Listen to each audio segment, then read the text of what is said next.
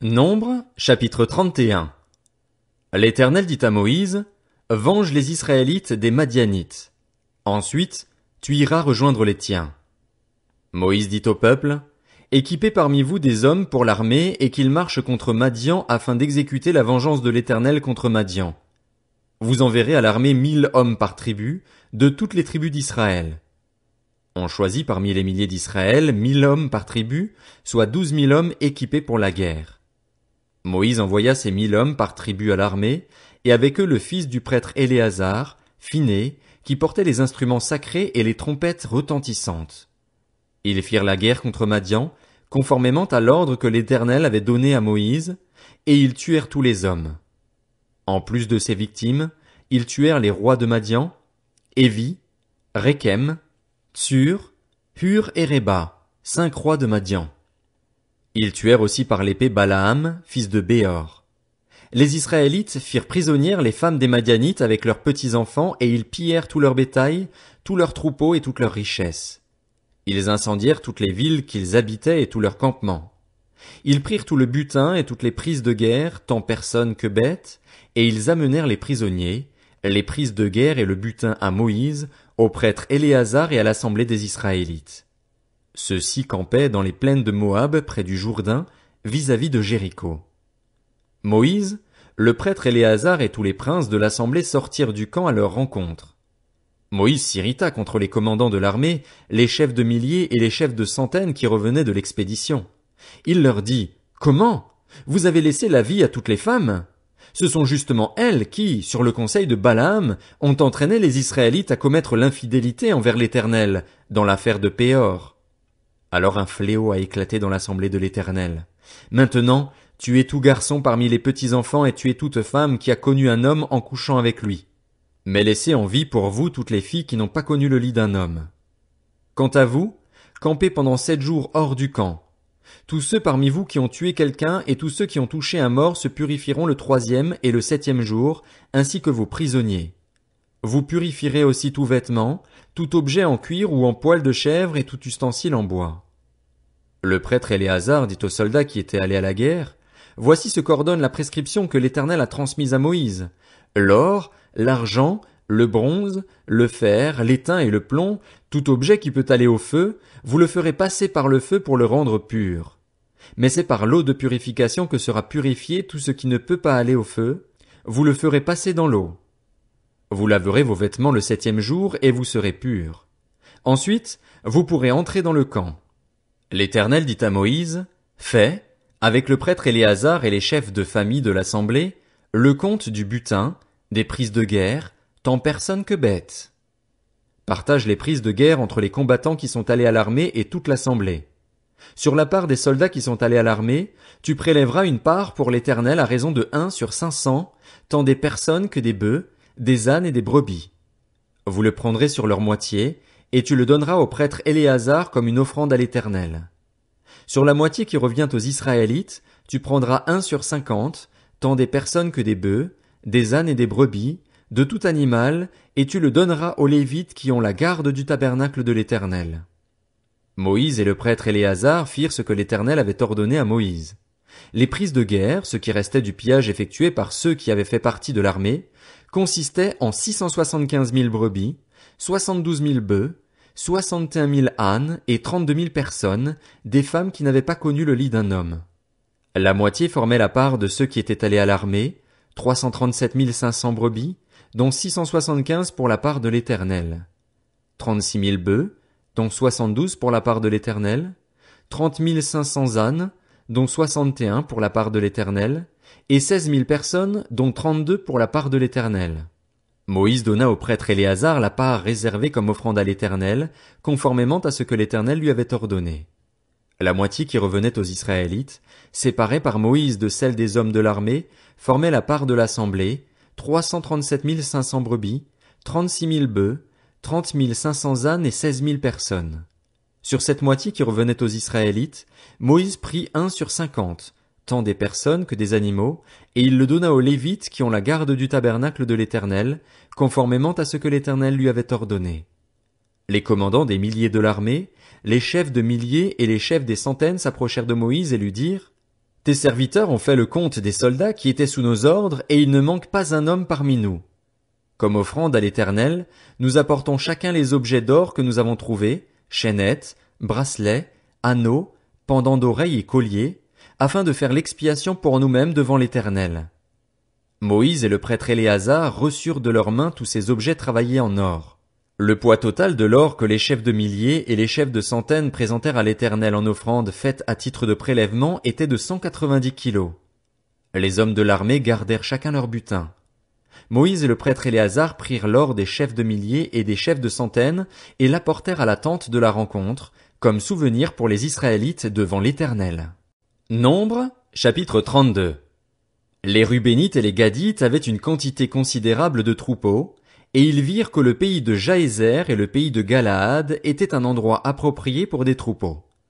Alors les Gadites et les Rubénites vinrent trouver Moïse, le prêtre Éléazar et les princes de l'assemblée, et ils leur dirent: Ataroth, Dibon, Jaézer, Nimra, Esbon, Éléalé, Sébam, Nebo et Béon, ce pays que l'Éternel a frappé devant l'assemblée d'Israël, est un endroit approprié pour des troupeaux. Or, tes serviteurs ont des troupeaux. Ils ajoutèrent: Si nous avons trouvé grâce à tes yeux, que la possession de ce pays soit accordée à tes serviteurs.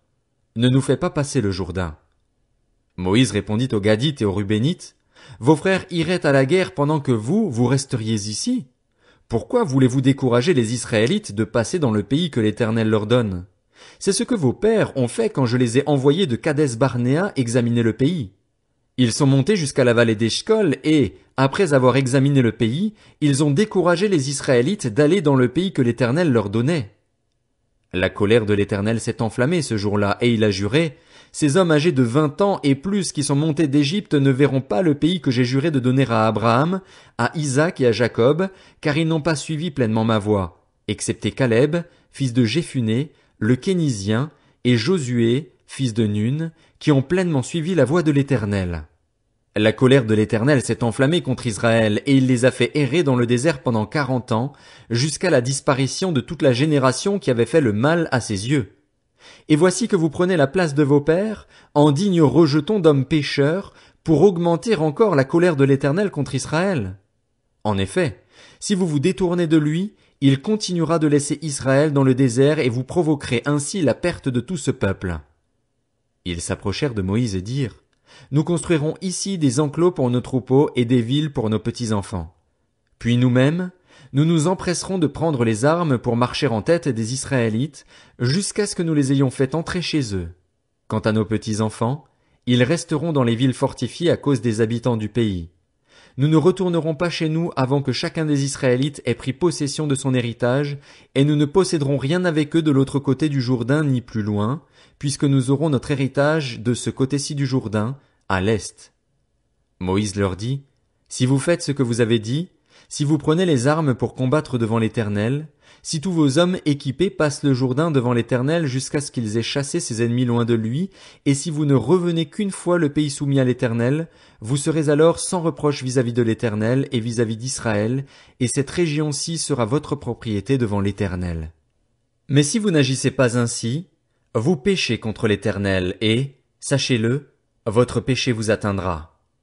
Construisez des villes pour vos petits-enfants et des enclos pour vos troupeaux, et faites ce que vous avez déclaré. Les Gadites et les Rubénites répondirent à Moïse: Tes serviteurs feront ce que mon Seigneur ordonne.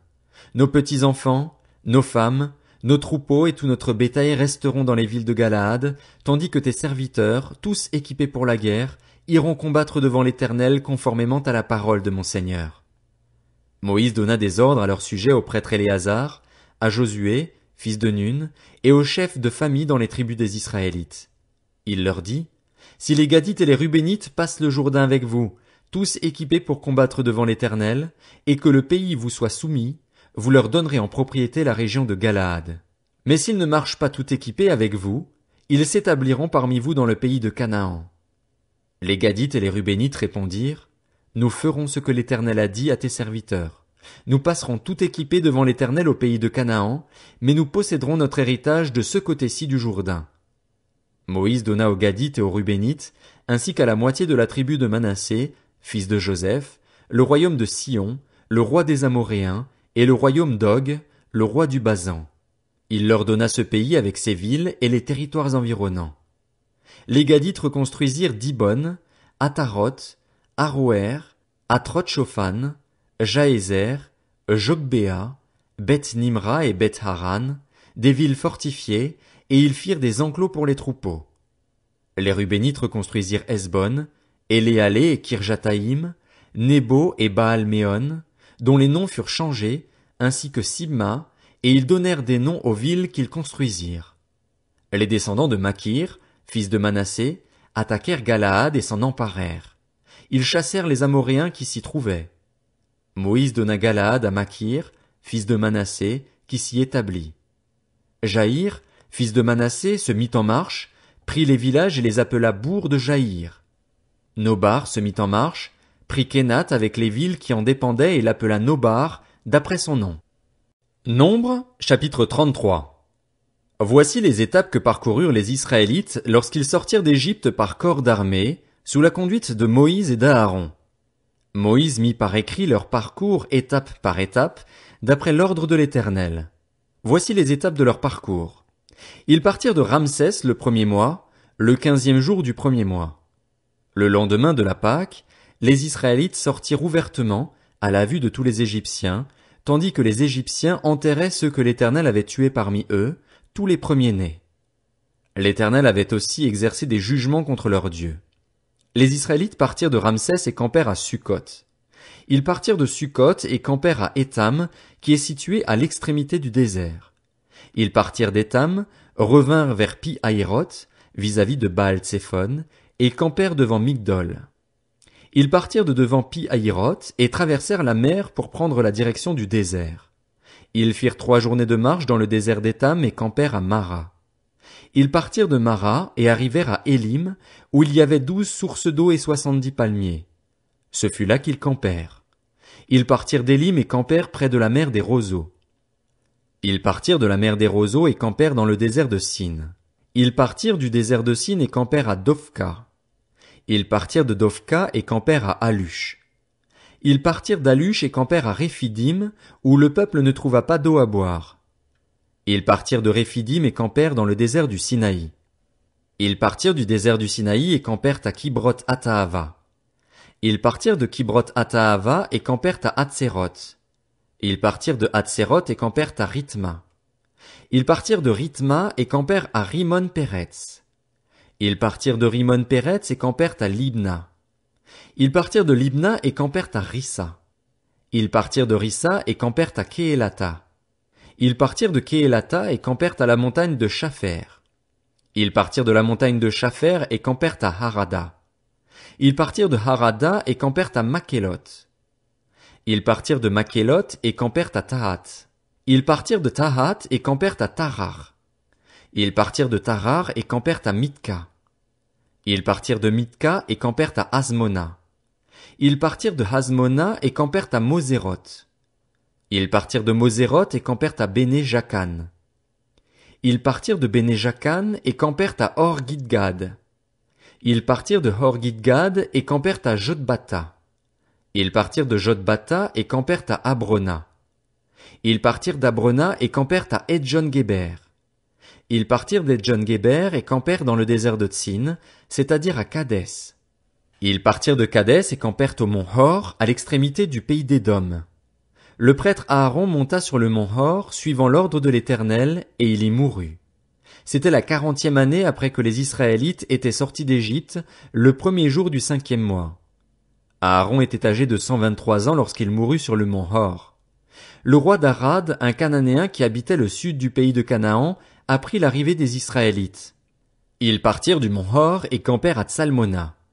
Ils partirent de Tsalmona et campèrent à Punon. Ils partirent de Punon et campèrent à Oboth. Ils partirent d'Oboth et campèrent à Idjé-Abarim sur la frontière de Moab. Ils partirent d'Idjé-Abarim et campèrent à Dibon-Gad.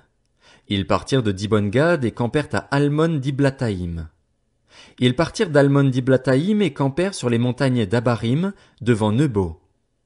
Ils partirent des montagnes d'Abarim et campèrent dans les plaines de Moab, près du Jourdain, vis-à-vis de Jéricho. Ils campèrent près du Jourdain, depuis Beth-Jéchimoth jusqu'à Abel-Sittim, dans les plaines de Moab. L'Éternel dit à Moïse dans les plaines de Moab, près du Jourdain vis-à-vis de Jéricho, transmets ces instructions aux Israélites. Lorsque vous aurez passé le Jourdain et que vous serez entrés dans le pays de Canaan, vous chasserez devant vous tous les habitants du pays. Vous détruirez toutes leurs idoles en pierre et en métal fondu, et vous éliminerez tous leurs hauts lieux. Vous prendrez possession du pays et vous vous y établirez, car je vous ai donné ce pays pour qu'il soit votre propriété. Vous partagerez le pays en tirant au sort en fonction de vos clans. À ceux qui sont plus nombreux vous donnerez une portion plus grande, et à ceux qui sont moins nombreux vous donnerez une portion plus petite. Chacun possédera ce qui lui sera attribué par tirage au sort. Vous le recevrez en propriété selon les tribus de vos ancêtres. Mais si vous ne chassez pas les habitants du pays devant vous, ceux d'entre eux que vous aurez laissés deviendront des épines dans vos yeux et des pointes dans vos côtes. Ils seront vos ennemis dans le pays où vous allez vous établir. Alors je vous traiterai comme j'avais décidé de les traiter eux.